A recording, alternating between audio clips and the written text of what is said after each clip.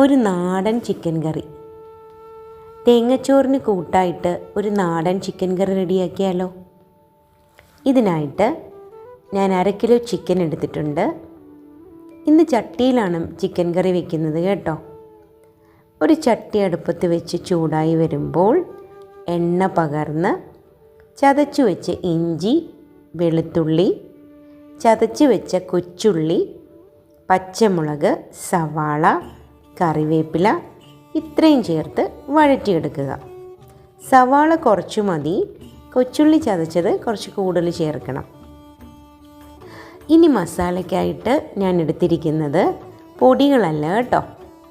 ഒരു പാൻ ചൂടാക്കി പെരിഞ്ജീരകം, പട്ട, കുരുമുളക്, ഗ്രാമ്പൂ, ഏലക്ക, ബേ ലീഫ്. അനിസീഡും ജാതിപത്രിയൊന്നും എൻ്റെ കയ്യിൽ ഇല്ല കേട്ടോ.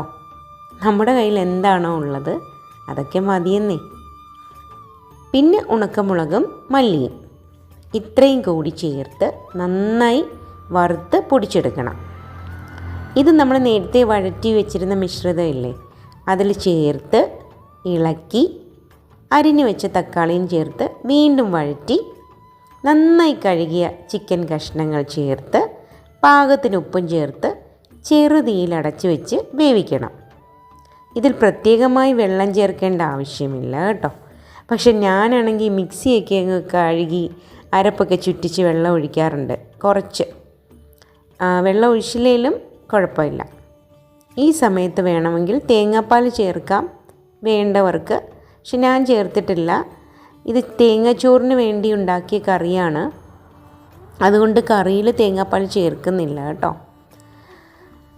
ഞാനേ ഒരു കാര്യം മറന്നുപോയി. ഈ കറിയിൽ മഞ്ഞൾപ്പൊടി ചേർക്കാനായിട്ട് മറന്നു. അതാരെങ്കിലും ശ്രദ്ധിച്ചായിരുന്നോ? എന്നാലും ചിക്കൻ കറി സൂപ്പറായിരുന്നു.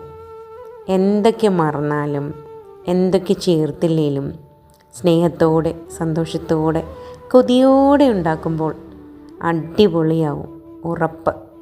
തീർച്ചയായും ഉണ്ടാക്കി നോക്കൂ, ഇഷ്ടപ്പെടും.